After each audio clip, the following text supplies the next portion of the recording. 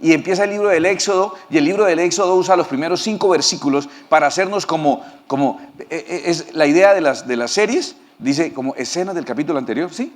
Tú lees Éxodo y los primeros 5 versículos son escenas del capítulo anterior, y te cuenta cómo quedó todo, te cuenta que José había quedado como gobernador, y entonces vinieron con él 70 personas, y nos dice de quiénes eran los hermanos de José, nos da los nombres, nos habla de sus descendientes, y nos da un esbozo de cómo estaban conformadas las familias, y esa línea genealógica que teníamos como tan definida, una persona, el hijo, el nieto, el bisnieto, ahora se vuelve como familias nomás, como las 12 familias principales. Ustedes supieron que inclusive cómo se configuró, que no quedaron finalmente todos los 12 hermanos, sino que fueron reemplazados, ¿cierto? Y que Rubén fue reemplazado por los hijos de José, por Manasés y Efraín, y entonces quedan las 12 familias. Esos 5 versículos, cuando revise Éxodo, se da cuenta, son escenas del capítulo anterior y nos dejan ubicados ahí, y empieza una historia maravillosa en el libro de Éxodo, que es la historia de un personaje fascinante que se llama Moisés, y es el personaje que vamos a estudiar, ¿correcto? Una vez terminado las escenas del capítulo anterior, en el versículo 6, entonces el Éxodo empieza a contarnos a nosotros la historia del personaje que empezamos a estudiar, y la cuenta de esta manera.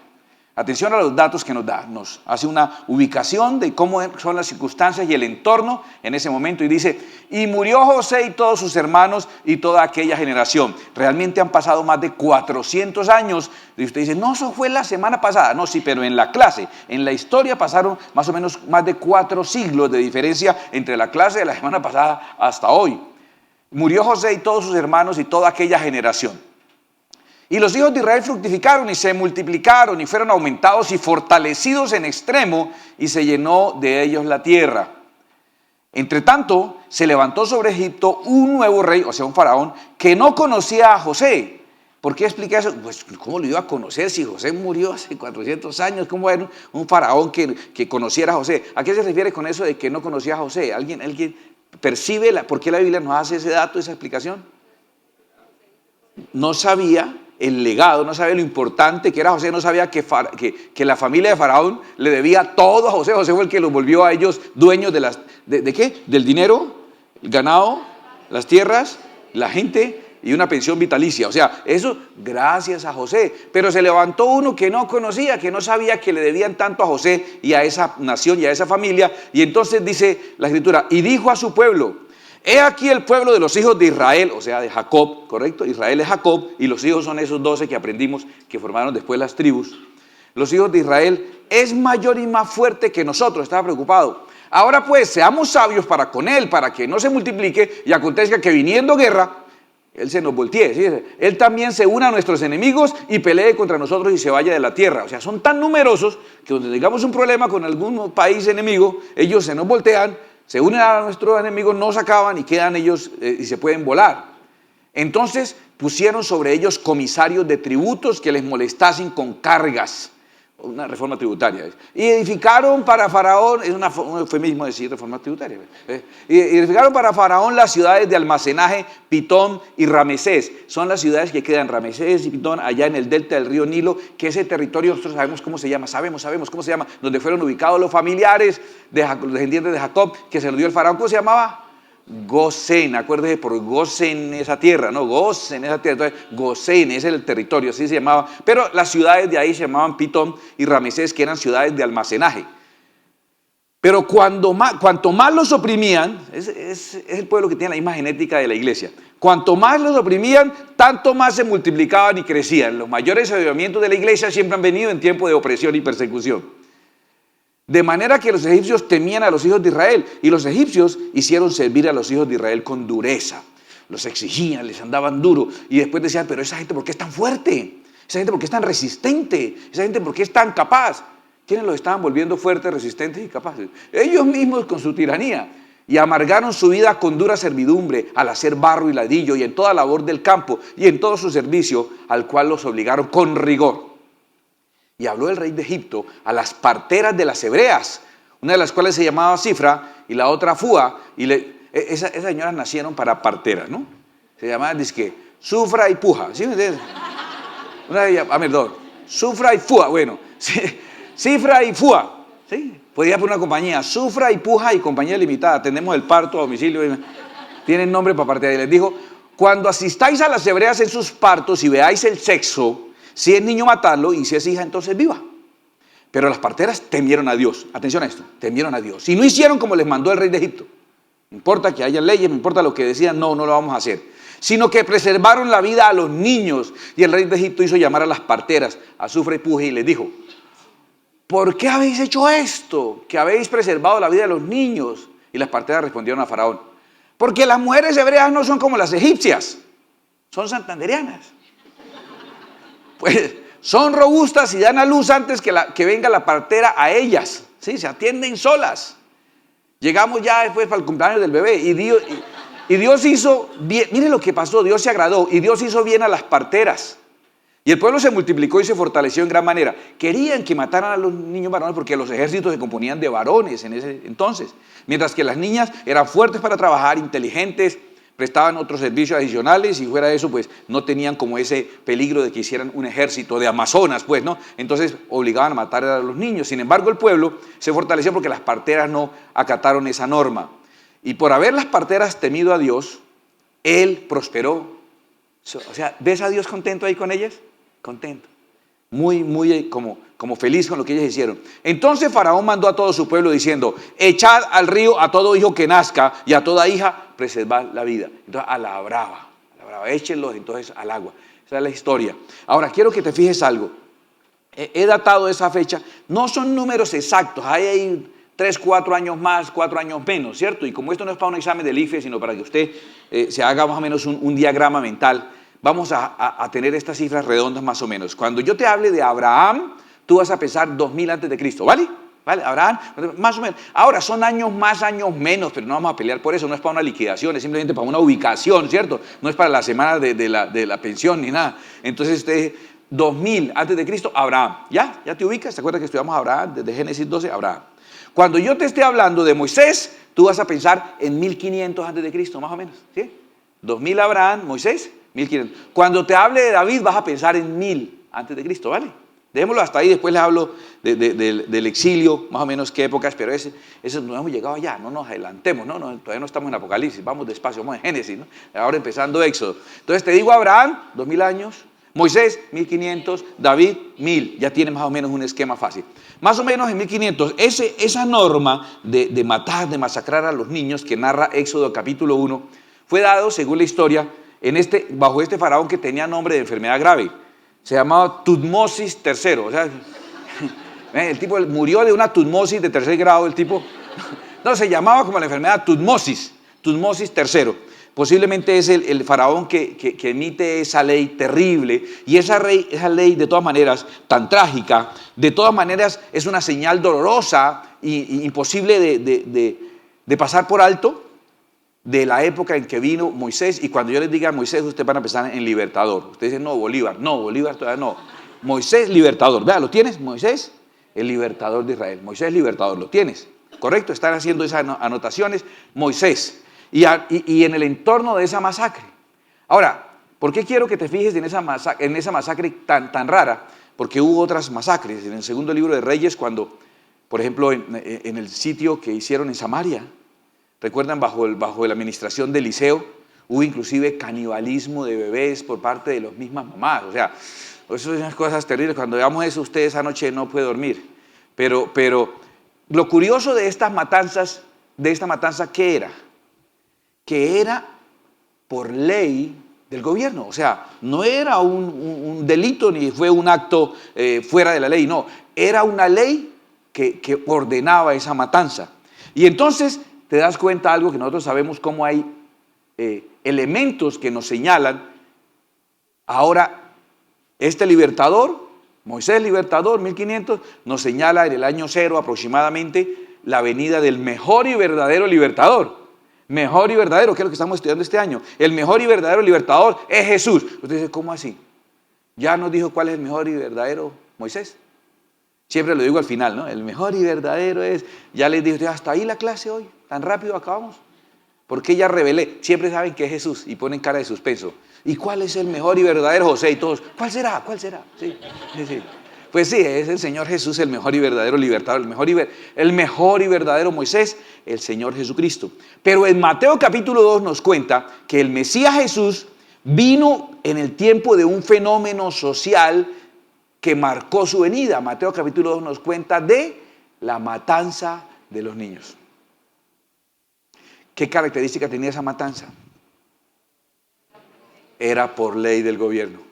¿Te das cuenta de esas matanzas contra niños que eran legales, o sea, eran dentro de la ley del gobierno? Y entonces tenemos aquí como una señal de la venida de ese Mesías que vino como el principal libertador, nos libró del yugo del pecado. Ya el pecado no tiene autoridad de dominar a los humanos que nos rendimos a Cristo Jesús.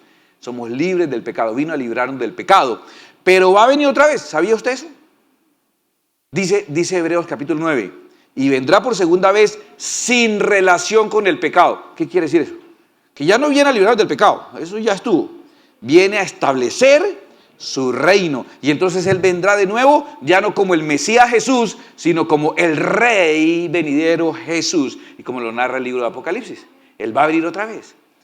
¿Qué señal crees tú que puede haber que nos avise de la venida de ese libertador, el Rey Jesús? ¿Qué señal en el entorno? Tiene que haber un ataque contra los niños que tenga qué característica como el primero y como el segundo. ¿Qué característica debe tener? Por ley. Tiene que ser un atentado contra los niños y tiene que estar en el entorno de una ley. Ahora fíjate este detalle porque tú lees muchas cosas de la palabra y las captas. Mira, aquí, ¿recuerdas en Mateo 2 cuál era el discriminante por qué mataban a los niños? ¿Cuál era el discriminante para matarlos o no matarlos? Que fueran menores, en Mateo 2, menores de 2 años. Entonces el discriminante para masacrar a los niños era la edad. ¿Está claro? La edad. Es curioso, y esto de pronto para documentar un poco el análisis que estamos haciendo. El año pasado presentó el exfiscal Honorio Montalegre, presentó un proyecto de ley que lo discutió la Comisión Primera de la Cámara, incluso para que en Colombia se despenalizara el aborto hasta los 6 meses de gestación. Imagínense para un tipo como yo que nací como con 6 mesecitos y pico de gestación. Sí, yo ni siquiera un niño prematuro, sino un aborto tardío. Sí, más o menos eso fue lo que pasó. Yo decía, ay, con razón es así, ¿no? También, antes, ¿no? Y él presentó ese proyecto y el ponente era también Miguel Ángel Pinto. Y esa ponencia la archivaron, como que tiene esa habilidad Miguel Ángel para archivar ponencias, pero terminó haciendo que la ponencia se archivara, que era contra los niños. ¿Y cuál es el factor discriminante en esa ley de aborto? La edad. La edad. ¿Tú crees? Voy a advertirte algo. A nosotros nos parece muy normal porque tal vez tú no ves en la televisión a diario toda la cantidad de abortos que hay y no se habla y eso es callado. Y aquí no se nota. ¿Tú no crees que esa masacre que está ocurriendo actualmente contra los niños no tiene repercusión en el cielo? ¿Tú no crees que si en el cielo se habla de esta generación, ¿de qué se va a hablar? La época de Messi y Ronaldo. ¿Se va a hablar de eso? La época del network marketing. La época de las redes sociales. En el cielo ven a esta generación como la época de los masacradores de niños. En Colombia está calculado que son asesinados en el vientre de su propia mamá 500,000 de niños al año. Y uno se escandaliza por un montón de cosas. ¿Y sabes qué es lo curioso? Que los mismos que salen como defensores de los niños, queremos a los niños, déjenos adoptarlos, son los mismos que enalboran las banderas del aborto. O sea, queremos a los niños, déjenlos, ya que no los pudimos matar antes de nacer, déjenoslos torcer después de nacidos. Son los mismos que se las dan de preocupados por los niños, los que más enarbolan las banderas del aborto. En el mundo está calculado que masacramos en esta generación aproximadamente 50 millones de bebés al año. Por Dios, no lo estamos viendo aquí en la superficie, nos lo esconden, es la parte disimulada que tenemos, pero en el cielo se está viendo. Y en el cielo sí hay una característica horrible de esta generación, que la tienen clara, la característica principal en el cielo, desde la perspectiva de la injusticia y la crueldad, donde todo lo que se le haga a un niño en el cielo se nota y después tiene recompensa, donde si una persona va a hacer tropezar a un niño, mejor es que se amarre una piedra de molino y se echa al mar. En el cielo, ¿sabes cómo nos ven a nosotros? ¿Cómo llaman a esta generación? La generación que masacró los niños. Y con la vergüenza que reconocemos que somos una sociedad masacradora de niños, que matamos en un año más niños que la cantidad de personas que murieron en la Segunda Guerra Mundial. Cada año nosotros matamos esta sociedad. Y si no es prematura por la edad, el aborto, entonces también hay leyes gubernamentales que atacan a los niños por el otro discriminante. No la edad, sino ¿qué? El sexo, si es niño o niña. Atacar su identidad sexual desde la infancia o matarlos por tema de edad. Y las dos señales de las masacres de niños convergen en un solo punto, único y especial, que se lo garantizo, está anunciándonos que estamos a puertas de la venida de nuestro mejor y verdadero libertador, el Rey, nuestro Señor Jesucristo, está a la puerta. Vamos con la historia de Moisés, ¿cierto? Esto está como muy profético, ¿ya? Pero vamos a la historia, que es la que hay que narrar.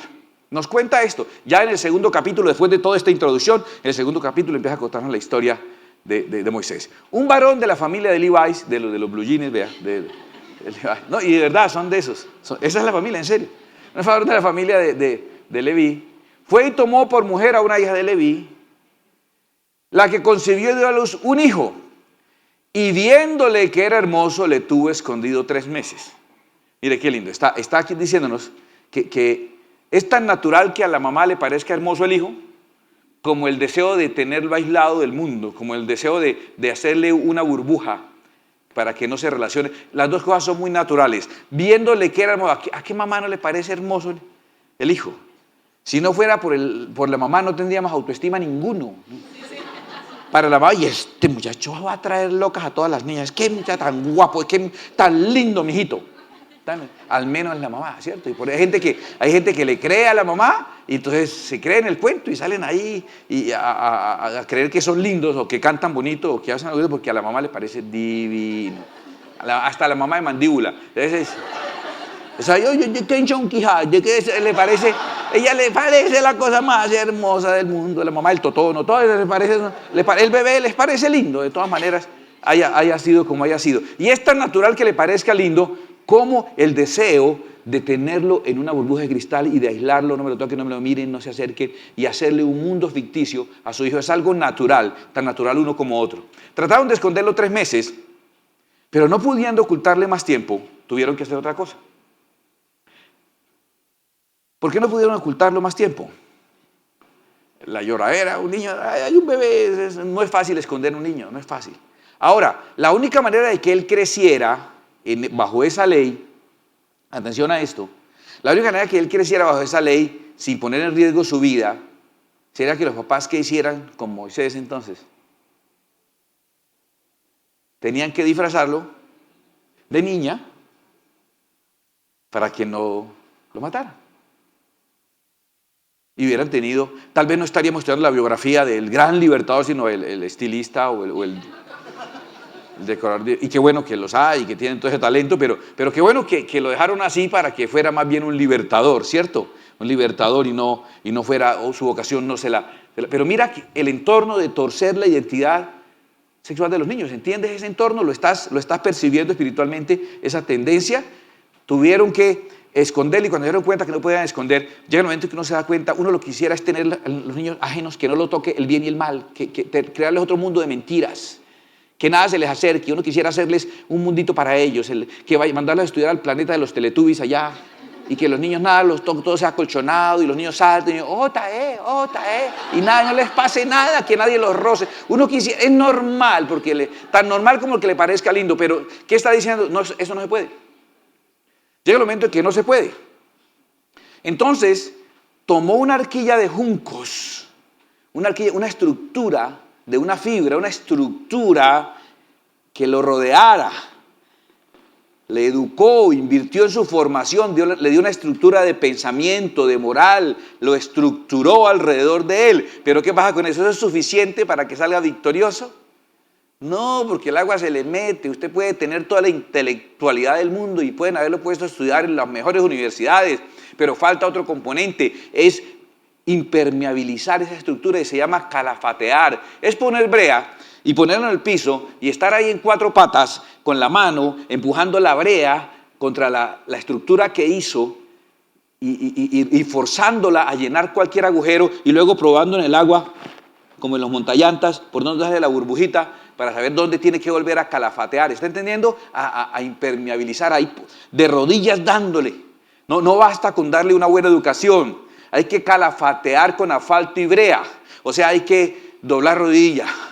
Hay que doblar rodilla. Esa parte, sí, qué bueno que le dé todo el mejor estudio del mundo, lo felicito, pero también hay que doblar rodilla. Y hay que untarse de bebé, y hay que esforzarse por él, y hay que generar sobre esa estructura una presión aislante para que esté libre, dice, y colocó en ella al niño y lo puso en un carrizal a la orilla del río, el río Nilo. Fue, habiendo hecho eso ya, esa arquilla aislada, puso el bebé, con qué susto tan tremendo, y lo pone en el Nilo. El Nilo, para los egipcios, es como su Dios, es el que les provee todo, ¿no? En una época del año se desborda y en otra época del año se recoge. Y todo el terreno que mantuvo humedecido durante varios meses queda un terreno blando y sumamente fértil. Y entonces se vuelve muy fácil cosechar. Entonces para ellos es como si el Nilo les proveyera la comida. Además está ahí lo que para ellos eran divinidades, que esos dinosaurios que son los cocodrilos. No los pueden tocar, no los pueden tocar. ¿No? Nosotros los estamos acabando.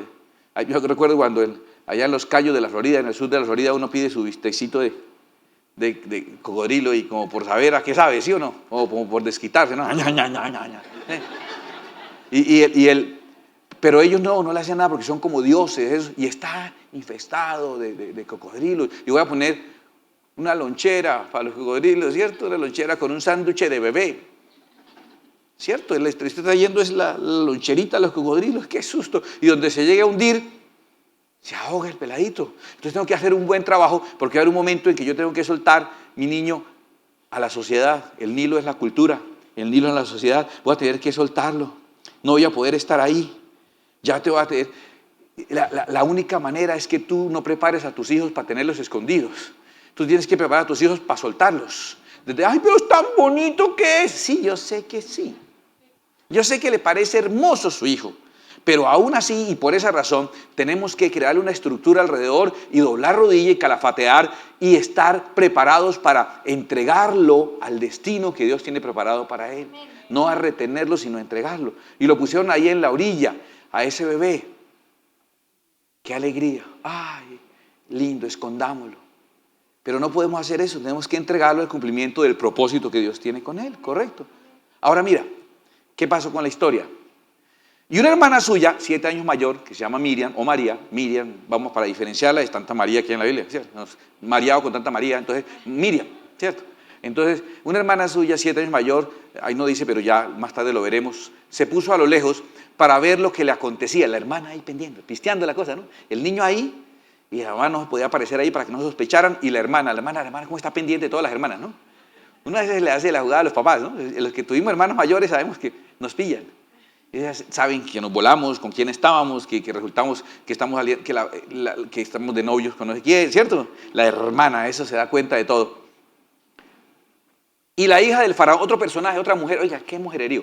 La hija del faraón ahora, sí, otra mujer más, descendió a lavarse al río y paseándose sus doncellas más viejas, uy, qué cosa tan tremenda, un ejército. Y paseándose sus doncellas por la ribera del río, vio ella la arquilla en el carrizal. Y envió una criada suya a que lo tomase. Y cuando la abrió, vio al niño y aquí que el niño lloraba, claro. Vio al niño ahí. Ahora, ella tiene dos conceptos. Número uno, todo lo que daba el Nilo es su Dios.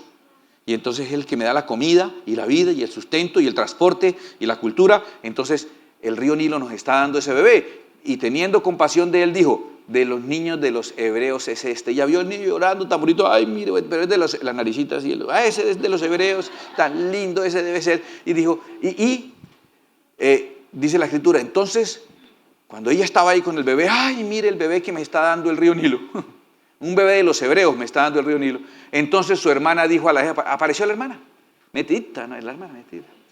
pero acomodando las cosas, acomodando, cuadrando el asunto a favor del hermanito.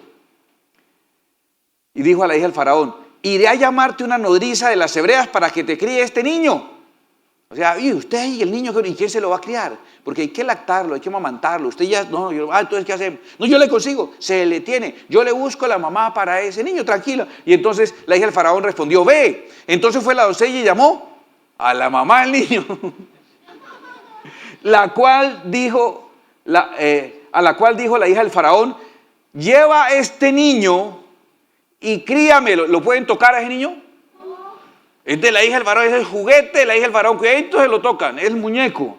Y yo te lo pagaré. Ahora terminó no solamente criándolo, sino cobrando por criarlo. ¿Ah? Oiga, la labor de las hermanas, ¿sí? Ay, Dios mío, afortunados los que tenemos hermanas. La mujer tuvo al niño y lo crió. Y cuando el niño creció, ella lo trajo a la hija del faraón, tal vez a los 7 años, ya tuvo que entregarlo, la cual lo prohijó. ¿Qué significa eso? Lo adoptó como hijo. Y le puso por nombre Moisés, diciendo: porque de las aguas lo saqué. Esa expresión Moisés, esto no lo diga a los judíos, porque son mal geniaditos, pero la fonética de la expresión Mses, M-S-S, Mses, es esa fonética que donde viene el nombre Moisés, Mses, esa fonética es egipcia. Es que ellos, su principal personaje es Moisés y su nombre no es hebreo. Tremendo, ¿cierto? Es un nombre egipcio. Esa expresión Mses significa venido de. Por ejemplo, el faraón Ramsés significa venido de el dios Ra. ¿Está entendiendo?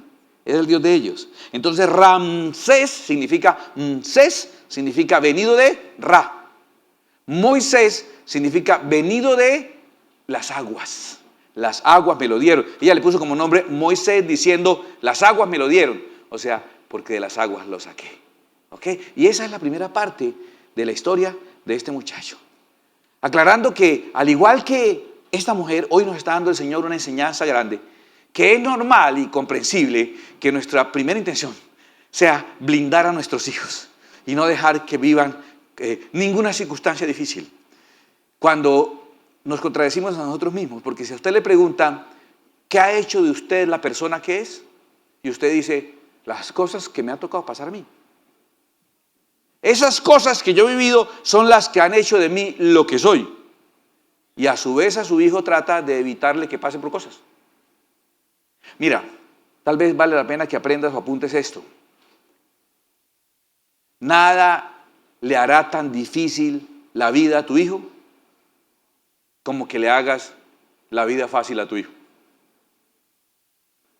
El hecho de dedicarnos a hacerles la vida fácil a nuestros hijos les hace la vida muy difícil a nuestros hijos en el futuro. Muy difícil. No estoy diciendo ahora que llegó a la casa a coscorrear a los niños. El pastor dijo: no. Que entiendas, por favor, que esa tendencia nuestra, como nos parece tan hermoso de aislarlos, es como la gallina, que sale del cuerpo el bebé, pero está en un cascarón. ¿Sí? Así muchas mamás que son la mamá gallina, ¿cierto? Que ya salió de su cuerpo, pero siguen teniéndolo en un estuchito. Porque es que el bebé hay que protegerlo, él no puede, es que es tan indefenso, es que solo tiene 35 años, o sea, es el pobrecito, él está tratando de pasar sus hojas de vida y estudiando su 5ª especialización, tú entiendes, sí, el bebé, esa tendencia es natural, pero destruye. Esa misma protección que tú le quieres crear coarta el propósito que Dios tiene para la vida de él. Todos sabemos, casi en cada familia hay ese que la mamá consintió demasiado, que termina viviendo en la casa de lo que los papás le den y los hermanos le den porque se lo tiraron.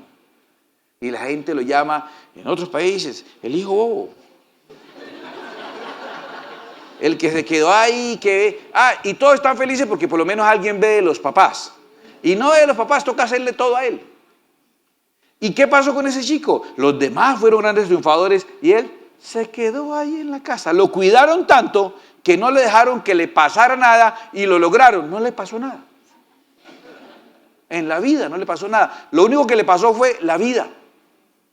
Y usted lo ve y tiene 60, 60 y pico, 70 años y todavía se viste como un muchacho y se ve como muchacho, solo que está canoso y arrugado, pero se quedó adolescente toda la vida porque el blindaje que le hicimos para protegerlo terminó siendo su propia cárcel. ¿No es mejor hacer lo que la Biblia nos enseña y transformar ese blindaje en una arquilla y ponerle lo que haga que ponerle para que él sea capaz de enfrentar ese destino que Dios tiene para él? ¿Qué es? Darle una estructura. Y a esa estructura, sumarle calafatear. Calafatear significa aislar con brea, y en nuestro caso significa ahí postrarse de rodillas y humedecer con lágrimas esa canastilla, esa estructura que Él está dando. Postrarse de rodillas, impermeabilizar, blindar espiritualmente la vida de ese chico, no para retenerlo y luego soltarlo al torrente social. Luego decirle, mijo, su destino le espera. Dios tiene un propósito para usted y yo lo suelto. Y ahí no faltará la hermana que está pendiente y no faltará la princesa que lo encuentre. Y terminará ganando la mamá también con esa princesa. No solamente gana el muchacho. Después, con el tiempo, aunque no le guste mucho la idea, me va a coger a mi niño. Deje ahí esa arquilla, ¿qué se le perdió? Después de que le coge el niño, termina ella ganando con esa princesa incluso, ¿cierto? Para después entre las dos terminarlo de criar. Y es eso de lo que quiero hablarles esta noche para terminar. Yo quisiera que miráramos no esta celebración del Día de la Madre, porque no vamos a celebrar el Día de la Madre aquí, sino el 29 de mayo allá en Plenitud, no Plenitud Cabecera, sino allá en Plenitud, al lado de Nueva Bosconia. Busque ahí en Google, escriba Nueva Bosconia, Florida Blanca, y le va a mostrar, y entonces usted llega ahí, al ladito es, donde vamos a hacer 29 de mayo, 10 de la mañana. Pero escúchame, hoy no quiero hablar de Día de la Madre, quiero hablar de maternidad, porque este pasaje nos permite a nosotros aproximarnos y enterarnos que la maternidad tiene más elementos de los que uno cree. Porque tenemos como un solo ícono en el tema de maternidad. Todos tenemos un solo ícono. Y hay gente que ya su mamá no está, entonces mañana van a ir a hablarle a un mármol que está sobre un prado, a decirle cosas que nunca le dijeron a la señora cuando estaba viva. Y que tal vez si se las hubieran dicho, no estaría muerta aún porque hubiera cogido moral y ánimo para seguir adelante. Pero van a hablarle ahora a una piedra y a un poco de pasto. Porque ya no tengo a quien. Vaya, celebre usted porque no tengo a quien. Yo digo, ¿sabes que tienes un problema por el concepto de madre? Reemplázalo por maternidad, porque la maternidad, como esta historia, tiene más componentes de los que te imaginan. Por ejemplo, hay un componente que tiene que ver con la primera parte, que es el dar a luz. En ese componente está sufre y puja, ¿cierto? Que gracias a ellas nació o no. Hay una deuda de gratitud por el solo hecho de haber sido dado a luz. Escúchame, un momentito. No, que es que mi mamá nunca fue afectiva conmigo. Sí, ella me parió, pero ni más, se fue y nos dejó. O nunca o quería era mi hermano, o no sé qué, o se fue con un tipo, o no, solo lo trajo a la vida, no más. Le dio la vida, no le dio nada sino la vida. Uy, qué tacañería, no le dio sino la vida. Y resulta que ese hecho de dar luz ya es algo que Dios agradeció. ¿Estás entendiendo? ¿Viste a Dios? Que Dios agradeció que Él no recibió la vida, Él la dio. ¿No será que el que la recibe debe agradecer? Así lo único que has recibido es que te haya dado a luz.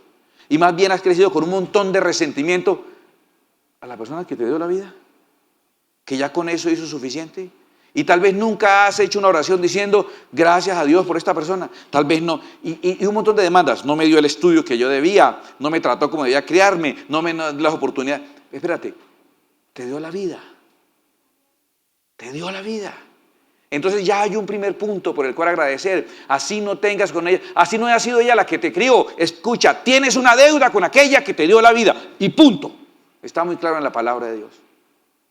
Ahora, la segunda parte, el segundo ángulo de la maternidad es la crianza, aquella que trató de esconder y luego construyó la estructura y calafateó y cambió pañales y cuidó las maluqueras y las enfermedades y cargó este bebé y le enseñó las primeras palabras. Esa crianza tiene un valor. Quiero que me escuches, por favor. En algunos casos, tal vez la mayoría, la misma que dio a luz, esa misma crió. ¡Bravo por eso! Pero para ti son dos agradecimientos distintos. Si es la misma persona, le debes por haberte dado a luz y le debes por haberte criado, que te quede muy claro. Pero puede ser otra persona distinta a la que te dio a luz y la abuelita te crió. La tía te crió. La nueva esposa de tu papá te crió. Y entonces nosotros vemos eso como un acto para resentirnos de no sé quién y sí que cuándo. Digo, espérate, como no estamos celebrando el Día de la Madre, sino los diferentes ángulos de la maternidad, gracias a Dios por la que me dio a luz y gracias a ella. Y gracias por la que me crió, sin importar quién haya sido, estoy en deuda con aquella mujer que estuvo en mi crianza, haya sido quien haya sido. ¿Estás entendiendo eso también? Un ángulo distinto. ¿Y no será mejor, en vez de ir a hablarle a una piedra y un pedazo de prado, ¿sí?, y a las hormiguitas que estén ahí en el prado, y decirle un montón de cosas, tal vez tengas a la que te dio a luz, aunque te abandonó, o tal vez si esa no está, está esa que te crió y que has tenido cierto rechazo y resentimiento y que vale la pena ahora ir y expresar gratitud también, y si tienes con quién celebrar, no el Día de la Madre, pero sí el de la maternidad. Hay un tercer ángulo que es la comaternidad, porque no es una labor de una sola. Este pasaje nos muestra que apareció por ahí una hermana, es una cuasimamá. Los que tuvimos hermanas mayores, sabemos que las hermanas eran cuasimamá. Yo tengo en mi hermana Blanca, la esposa del pastor Joaquín Torrado, mi hermana mayor, seguramente también mi hermana Inés, que también es mayor que yo, aunque no le gusta que diga, ella es mayor que yo. Ellas me criaron. Y ellos de alguna manera fueron casi una mamá para mí, con la diferencia de que no tenían la autoridad de castigarme, mi mamá sí. Entonces a veces tengo más imagen de ternura con mi hermana, que solo podía jugar conmigo y consentirme, y mi mamá que me consentía y mamaba, pero también me cascaba y era más bien seguida la cosa, ¿sí? Yo recuerdo los regalos de mi hermana Blanca guardando de sus recreos para comprarme un carrito de lata, un topollillo en una campana, y los recuerdo aquí, porque ella se esforzó. De hecho, mis hermanas decidieron mi nombre, porque en ese tiempo había un muñeco de pasta rosada que llamaban Ricardo, y ellas tenían ese muñeco. Yo digo, me salvé, porque si nazco después me ponen Furby, Power Rangers, o Chucky, o algún, ¿cierto? Yo fue bueno, nací en una época que por lo menos había un muñeco con un nombre, pues a mí ya me acostumbré y no me parece tan raro. Mis hermanas juegan un papel importante. Y entonces, en vez de ir a hablarle a una piedra y a un pasto, ¿no tendrás una hermana que algún día te cambió un pañal, que algún día te ayudó con una tarea, que algún día estuvo ahí presta para echarse la culpa de algo, para acomodar algo y decir, venga, entre por acá y yo le digo que usted lo hizo? No, me tocó a mí lavar los platos porque usted no me la vuelva a hacer, y usted se vuelve y se la hace, sí. ¿No tuvo una hermana ahí secuaz que estaba pendiente, que todavía está pendiente, que todavía de vez en cuando mira y pregunta, a la que tus hijos corren cuando están en problemas y la ven como una segunda mamá también ellos? ¿No tienes eso tal vez en tu vida? Si lo tienes, hay que celebrar. Pero ella no es mi mamá, pero celebrar ese ángulo de maternidad en el nombre del Señor también. Ahora, no solamente una hermana, también apareció la princesa, y la princesa fue una mentora. Ella pagó. ¿Qué fue lo que ella hizo? Pagó para la crianza, pagó el estudio, pagó el colegio, pagó por algo. Esa tía, ¿sí?, que venía y trae los regalos. La madrina, que no sé por qué los cristianos nos inventamos una forma para tener padrinos y madrinas, me parece tan bonito, ¿cierto? Ojalá fueran padrinos mágicos, todavía mejor. Pero esa persona que te ayudó, que mentorear es que aportó a que tú salieras bien, que mandó una camisita, que pagó un colegio. Hay unas señoras que eran de mi iglesia, y alguna vez en bachillerato que tenía que irme a estudiar porque no teníamos cómo pagar la pensión. Ellas en ese año, en unos 2 o 3 meses que faltaban para terminar el año, pagaron la pensión de mi colegio. Y es una mentora, yo la recuerdo a Susana Gaviria, jamás la olvido. Mi maestra, que es también tía de una de las niñas aquí de la iglesia, Ana Lucía Ardila. Tantas personas que aportaron y distantes. Tienes personas que han sido mentores tuyos. Tu maestra de la iglesia o tu maestra de la escuela, la que te enseñó las primeras letras, la que te dio algún día una sugerencia y resulta que tú hoy eres doctor, abogado, arquitecto, médico, lo que seas, deportista, porque la maestra un día dijo, ay, usted pinta es para, ¿cierto? ¿Alguien le dijo? Usted debería, y con ese solo comentario te fue sesgando, dándote una orientación. A una profesora no le queda bien mandar un detallito y unos chocolaticos para que rompa la monotonía y la dieta, y mandarle de pronto mañana, no, pero es que mejor le hablo allá al pasto y a la piedra.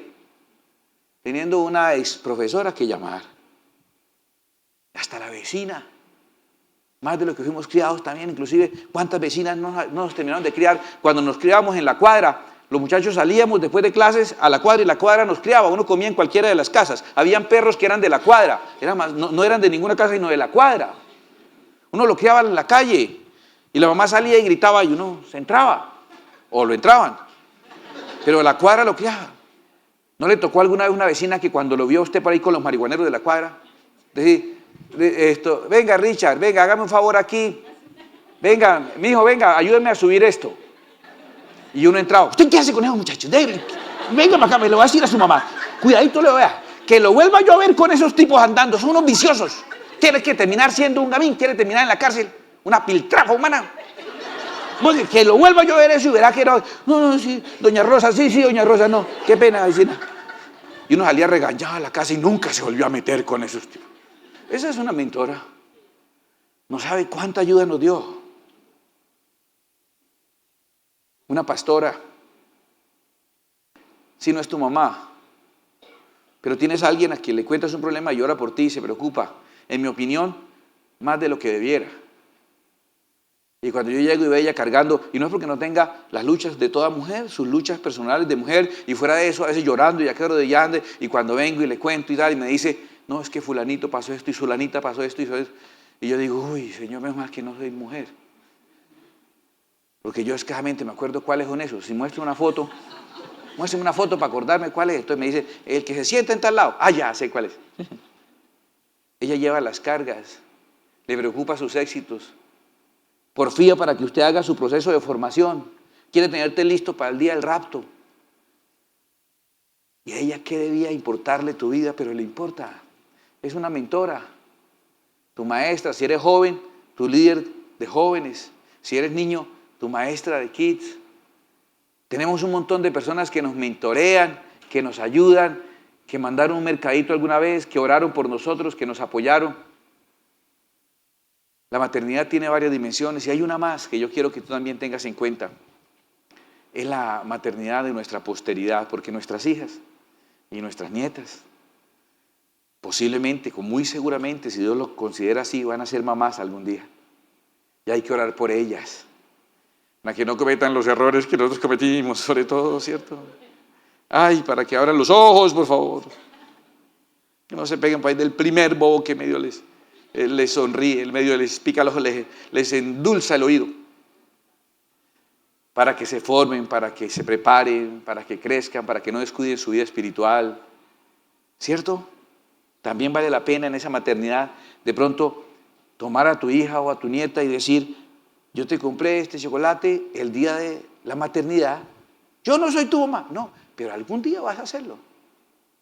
Y yo creo que desde ya sepas que estoy orando para que Dios te bendiga inmensamente. Estoy calafateando tu arquilla para que no te hundas, para que no zozobres en la vida, en esta sociedad tan difícil. Sobre todo orar por ellas, ¿sabes por qué?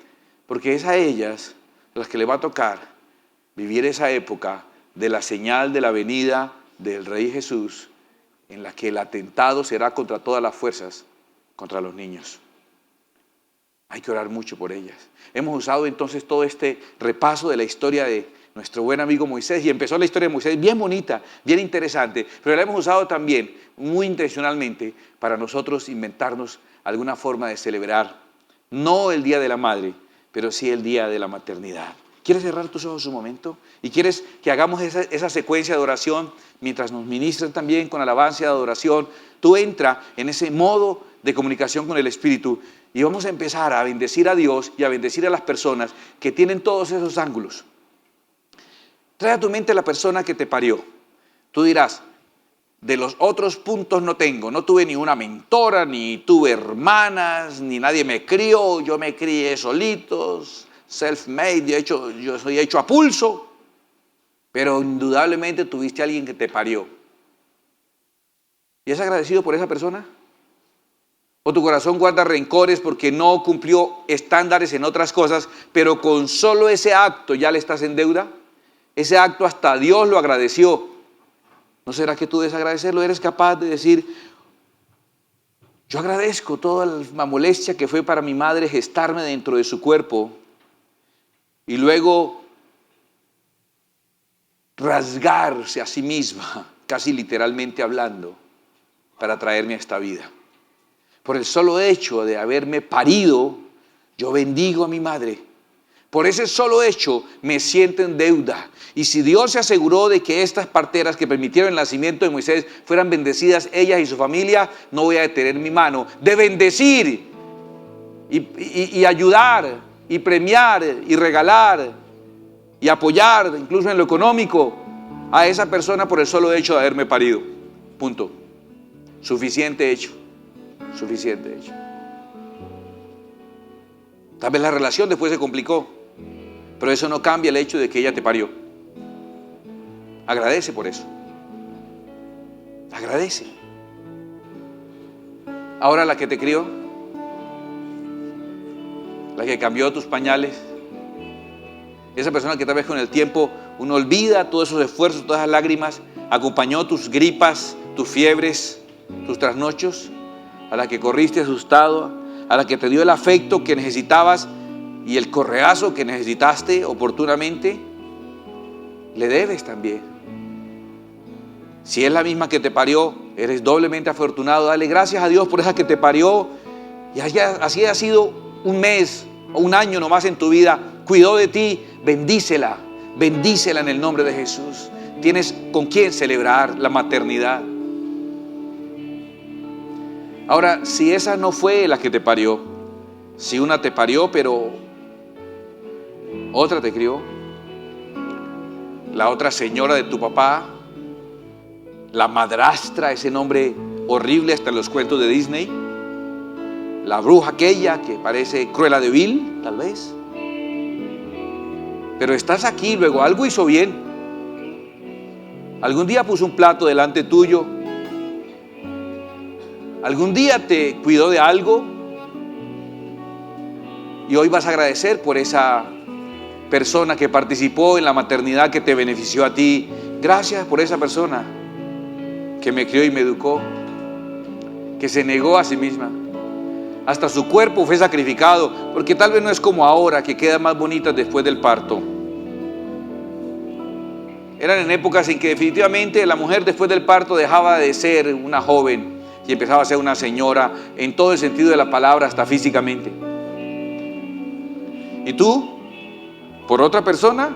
¿Cómo se te ocurre una cicatriz? ¿Cómo se te ocurre una mancha? Pues ella sacrificó su cuerpo entero por ti y por criarte. Agradece por ella.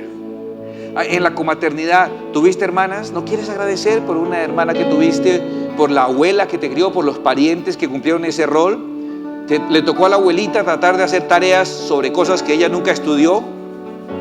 ¿Le tocó a tu abuelita ayudarte a hacer las planas y escribirte una nota con una letra que tú no entendías porque ella escribía pegado, decíamos nosotros, en esa cursiva tan elegante y tan bonita que se demoraba más, pero quedaba muy linda y nosotros no entendíamos bien esas letras? Te enseñó a hacer las letras como ella sabía y la profesora te regañó porque tenías que hacerlas sueltas. ¿Tuviste a alguien así, una abuela, una tía, que aparecía esporádicamente con algún detalle, con algún regalo? Una vecina que cuando te vio jugando con su hijo o su sobrino o su nieto, te preguntaba, mijo, ¿quiere comer alguito? No, señora, gracias. Pero es que ahí quedó bastante. Bueno. Mijo, ¿quiere repetir otro poquito? No, gracias. Es que sobró. Bueno. La señora de la tienda que te fió. La amiga de la casa, la madrina tuya. Alguien con algún tipo de vínculo. ¿No quieres agradecer por la que haya sido tu mentora? Por esa persona que te enseñó a leer y escribir y te ayudó con los primeros trazos, con esa maestra que te enseñó el himno nacional, la oración patria, la oración a la bandera. por la que empezó a exigirte enseñándote las tablas y a punta de tabla te enseñaron las tablas, por tu maestra, si creciste en una iglesia, la que te enseñó y te puso las semillas que hoy disfrutas, por tu pastora. ¿No vale la pena agradecer a Dios que haya alguien que te pastorea también? Hay muchos ángulos para celebrar la maternidad.